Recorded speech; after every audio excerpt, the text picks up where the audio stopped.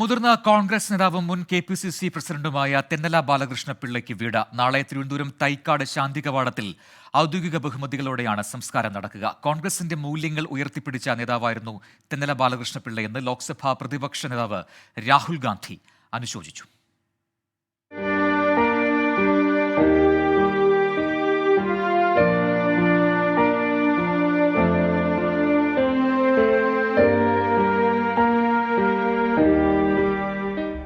കോൺഗ്രസിലെ സൗമ്യനായ നേതാവായിരുന്നു തെന്നല ബാലകൃഷ്ണപിള്ള. വാർദ്ധക്യ സഹജമായ അസുഖങ്ങളെ തുടർന്ന് ഇന്ന് രാവിലെ തിരുവനന്തപുരത്തെ സ്വകാര്യ ആശുപത്രിയിലായിരുന്നു അന്ത്യം. കോൺഗ്രസ് നേതാക്കളായ AK ആന്റണി, രമേശ് ചെന്നിത്തല, അടൂർ പ്രകാശ്, K മുരളീധരൻ, മന്ത്രിമാരായ മുഹമ്മദ് റിയാസ്, റോഷി അഗസ്റ്റിൻ എന്നിവർ ഉൾപ്പെടെ തെന്നലയ്ക്ക് അന്തിമോപചാരമർപ്പിച്ചു. കേരളത്തിലെ രാഷ്ട്രീയ പ്രവർത്തകന്മാർക്കെല്ലാം മാതൃകയാണ്.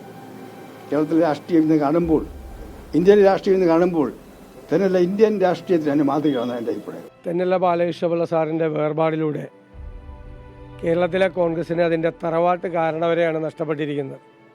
മാന്യനായ ഒരു നേതാവിനെയാണ് നഷ്ടമായതെന്ന് മുഖ്യമന്ത്രി പിണറായി വിജയൻ പറഞ്ഞു. കോൺഗ്രസിലെ ജനകീയ മുഖമായിരുന്നു തെന്നലയെന്ന് CPM സംസ്ഥാന സെക്രട്ടറി MV ഗോവിന്ദൻ. മൃതദേഹം നാളെ രാവിലെ 10:30 മുതൽ KPCC ആസ്ഥാനത്ത് പൊതുദർശനത്തിന് വയ്ക്കും.